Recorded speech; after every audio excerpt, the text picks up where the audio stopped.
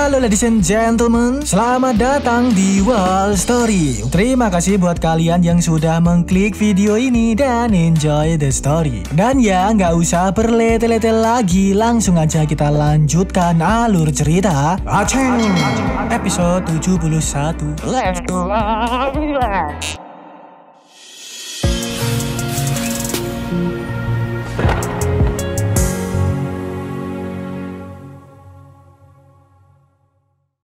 Apa kabar Min? Emot senyum. Semoga sehat selalu amin ya rabbal alamin. Emot tangan.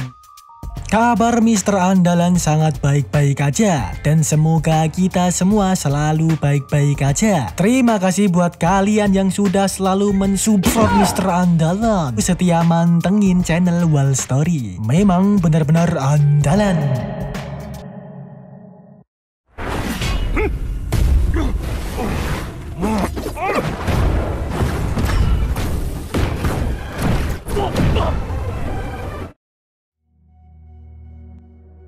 Lanjut dari episode kemarin, yang dimana Aceng berhasil mendelosorkan Pak Suetu, ketua Bloodthirsty. Dengan begini, membuat sekutu Pak Zhongmu mulai panik. Sepertinya situasi mereka akan berakhir suram. Nggak akan mampu memenangkan tawuran melawan Yan Huang. Alhasil orang-orang Xuan Huang memutuskan untuk menyerah aja, surrender, sujud syukur minta maaf lahir batin di hadapan Aceng. Mereka mengatakan, terima kasih atas kebaikan penguasa suci Yan Huang yang tidak mempermasalahkan masa lalu. Kami bersedia kembali ke Yan Huang. Pernyataan itu membuat Pak Zhongmu auto bad mood. Bisa-bisanya seluruh pasukannya menyerah begitu aja, mengkhianati dirinya. Dengan begini, Pak Zhongmu berniat untuk meluncurkan serangan gaibnya ke arah pasukannya sendiri. Melihat itu, pendekar Aceng langsung bergegas nolongin, menahan serangan Pak Zhongmu. Di situ Aceng dengan lantang ngajak senggel Pak Zhongmu, menegaskan hari ini ia akan membereskan Pak Zhongmu yang keras kepala. Hanya Pak Zhongmu lah yang masih memberontak. Dan segeralah Aceng beraksi, meluncurkan tebasan golok naga mautnya. Pak Zhongmu menahan serangan tersebut dengan benda plat saktinya. Sedangkan untuk situasi Mas Zhongli, terlihat dia juga masih senggel melawan Jizong. Beruntungnya Mas Zhongli lebih unggul, mampu memukul mundur Jizong. Bahkan Jizong mendapat luka di tangan kanannya. Pada momen tersebut, Jizong udah sempat menyerah. Dia akan tunduk pada Yan Huang serta bersedia melakukan perintah apapun. Namun Mas Zhongli tidak menggubris Jizong, memilih untuk nge-fatality Jizong aja, sebab Jizong lah yang dulu membuat Mas Zhongli mendapat luka dau. Maka kali ini Mas Zhongli akan balas dendam. Alhasil Jizong gak bisa berbuat apa-apa lagi. Berusaha kabur pun juga tak bisa. Endingnya membuat ia berakhir tragis, modar di fatality Mas Zhongli. Lalu balik ke situasi Aceng, bisa kita lihat di situ Aceng awalnya terkena jurusnya Pak Zhongmu, menerima serangan gaib terus-terusan. Tapi karena Aceng memiliki kekuatan kebal tubuh suci purba, serangan Pak Zhongmu gak ada apa-apanya. Aceng langsung berbalik meluncurkan serangannya, jurus naga agung tak tertandingi, membuat Pak Zhongmu pun terpukul mundur, sempat moncrot dikit. Bahkan Aceng juga langsung dengan cepat meluncurkan jurus jotosan gaibnya lagi, yang akhirnya membuat Pak Zhongmu terpaksa mengeluarkan jurus paling andalannya, yaitu pengawal perisai emas abadi, mentungul sosok kesatria gaib segede gaban. Masih mirip-mirip kayak Susanoo klan Uchiha. Dengan mudahnya melenyapkan jurus jotosan Aceng, lalu mengkipatkan pedang segede gabannya, berupaya mendelosorkan Aceng di TKP. Pada momen itu sebenarnya Aceng masih sanggup menahan, serta mengkipatkan golok taburannya yang bahkan mampu menyigar kesatria segede gaban. Namun yang tak disangka, ternyata kesatria tersebut bisa menyatu kembali, padahal udah disigar oleh Aceng. Menyadari ini, alhasil Alhasil Aceng memutuskan untuk melakukan serangan sekali tebas yang lebih hebat, mungkin dapat melenyapkan kesatria goib tersebut. Aceng menggunakan jurus 10.000 pedang penunduk yang disatukan menjadi satu pedang segede gaban. Menyebutnya pedang pembelah langit. Dengan cepat melibas kesatria goib tersebut, seketika hilang lenyap di TKP. Meskipun sudah berkali-kali terpukul mundur, Pak Zhongmu masih aja nggak menyerah, tetap ngeyel bertarung sampai mudar. Keras kepala, tak ingin tobat kembali ke Yan Huang, meluncurkan lagi jurus siluman ulo goib yang dengan cepat melilit Aceng. Akan tetapi sayang sekali, jurus nyiteng kayak gitu juga nggak ada apa-apanya bagi Aceng. Dirinya dengan sangat easy menahan serta mengeluarkan jurus Susanunya juga. Pada momen tersebut, Aceng merasa bahwa Pak Zhongmu ini udah nggak bisa diajak tobat. Alhasil segeralah Aceng meluncurkan serangan tapak suci Susano, melenyapkan ulo goibnya Pak Zhongmu, bahkan juga langsung memukul mundur Pak Zhongmu, mencelat delosor di TKP. Hal ini akhirnya membuat Pak Zhongmu terpojok, nggak bisa berbuat apa-apa. Energinya telah habis, cuman pasrah dikepung Aceng dan kawan-kawan. Awalnya Aceng masih berupaya menyadarkan Pak Zhongmu supaya tobat dan kembali gabung ke Yan Huang. Mereka pada dasarnya adalah satu, mengapa harus saling ponteng-pontengan? Tapi ya percuma aja, ternyata Pak Zhongmu orang yang paling keras kepala di antara penguasa suci pecahan lainnya. Lebih egois dibandingkan Pak Zhongkui, udah nggak bisa diajak ke jalan yang benar. Pak Zhongmu ini malah memilih nekat bunuh diri, menutup dirinya sendiri dengan pisau dapurnya. Alhasil nggak bisa ditolong lagi, Pak Zhongmu beneran meninggal di TKP. Aceng dan kawan-kawan hanya bisa terbanggongkan melihat keputusan Pak Zhongmu yang memilih modar daripada tobat kembali ke Yan Huang. Setelah itu, Aceng dan kawan-kawan menghubungi grup Mas Cihun dan Pak Tianzong, memerintahkan untuk segera menjalankan aksinya, membombardir markas Wan Huang, ngeponteng-ponteng para pemberontak yang tak ingin menyerah akan berakhir modar. Begitu sebaliknya. Lalu balik ke tempat Aceng, di situ terlihat para ster-sternya sekutu Wan Huang udah pada modar. Jisong dan Pak Suetu. Aceng berniat mengkremasi mereka, dibakar jadi abu. Namun tiba-tiba Tuan Naga Tiran nyeletus bahwa jenazah para Heavenly Kuasi itu sangat berharga. Mendengarnya Aceng mengira apakah Tuan Naga ini doyan menyantap mereka. Lalu Tuan Naga menjelaskan apakah Aceng lupa dengan prajurit mayat milik Sekte Zheng yang dulu. Mungkin ini akan sangat berguna nantinya. Alhasil Aceng gak jadi mengkremasi, memilih untuk menyimpannya dulu di tungku dewa. Siapa tahu beneran berharga, sebab ya ranah jenazah tersebut lumayan tinggi, Heavenly Kuasi. Setelah itu Mbah Jiang menginfokan karena perseteruan Yan Huang telah beres, sekarang saatnya upacara penobatan. Yan Huang kembali ke masa jayanya, kekuatan yang tak boleh diremehkan di Chu Utara. Singkat cerita, segeralah mereka semua kembali ke markas utama Yan Huang menjalankan upacara penobatan. Aceng telah resmi menjadi penguasa suci Yan Huang, dihormati oleh seluruh orang-orang di Yan Huang. Sedangkan untuk ster-ster lainnya, yaitu Mbah Jiang, Mbak Sue, Mas Zhongli, dan Pak Zhongkui, Aceng menunjuk mereka sebagai tetua pelindung Yan Huang, mengurus api, angin, petir, dan bumi. Selanjutnya, karena Aceng telah resmi menjadi penguasa suci, Mbah Zhongjiang meminta supaya Aceng melepas topeng agar seluruh orang di Yan Huang bisa melihat wajah pemimpin mereka. Dan segeralah Aceng melepas topengnya, memperlihatkan tampang fuckboynya di hadapan orang-orang Yan Huang. Seketika pun membuat mereka semua terbanggongkan. Tak menduga tampang Aceng se-fuckboy ini.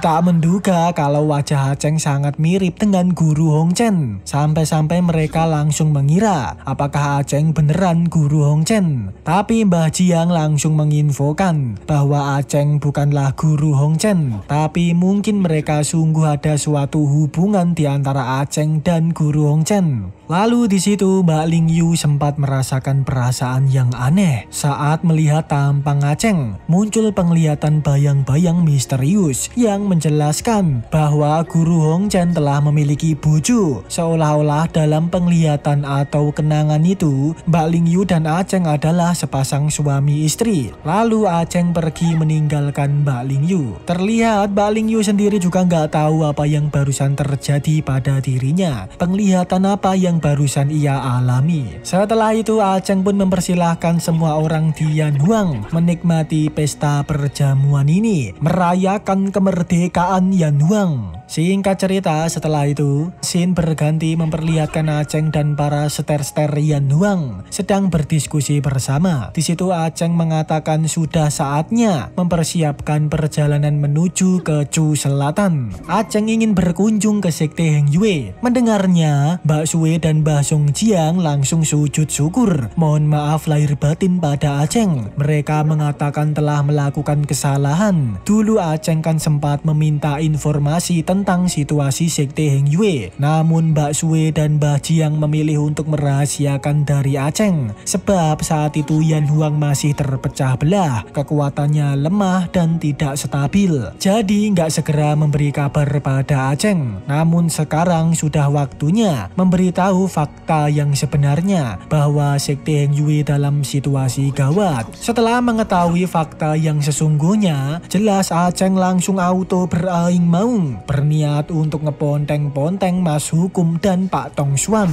Di situ Mbak Sue juga mengatakan bahwa Linger saat ini sedang diburu oleh seseorang, bahkan keberadaannya juga tidak diketahui. Sedangkan untuk mbaknya Linger juga tidak ada kabar sama sekali setelah ia berkelana di Chu Utara. Meskipun begitu, Acheng gak menyalahkan Mbak Sue dan Mbah Song Jiang. Hal terpenting saat ini adalah menyelamatkan orang, menegaskan untuk segera menyiapkan pasukan, lalu OTW ke Chu Selatan. Dan scene pun berganti, memperlihatkan Linger yang ternyata udah terciduk, disandra oleh mbah-mbah yang tidak diketahui identitasnya. Orang-orang memanggilnya Tetua Yuen. Dijelaskan bahwa sekte Heng Yue telah menyerahkan Linger pada mbah-mbah tersebut. Dan jika kalian lupa, sekte Heng Yue sekarang udah dipimpin oleh Mas Hukum. Mas Hukum yang menjadi ketua sekte Heng Yue. Mungkin dia juga yang telah menyerahkan Linger pada Mbah Yuen tersebut. Bisa kita lihat situasi Linger saat ini sangat gawat. Apalagi Mbah Yuen ini sepertinya orangnya agak cabul. Linger tidak bisa berbuat apa-apa, hanya berharap semoga mbaknya datang menolongnya. Dan episode pun bersambung, ladies and gentlemen. Terima kasih buat kalian yang sudah menonton video ini sampai habis. Kalian benar-benar andalan. Dan oke, ladies and gentlemen, kita tutup videonya sampai di sini aja. Nantikan video terbaru dari We Are Listening. Oke, see you in the next level. Bye.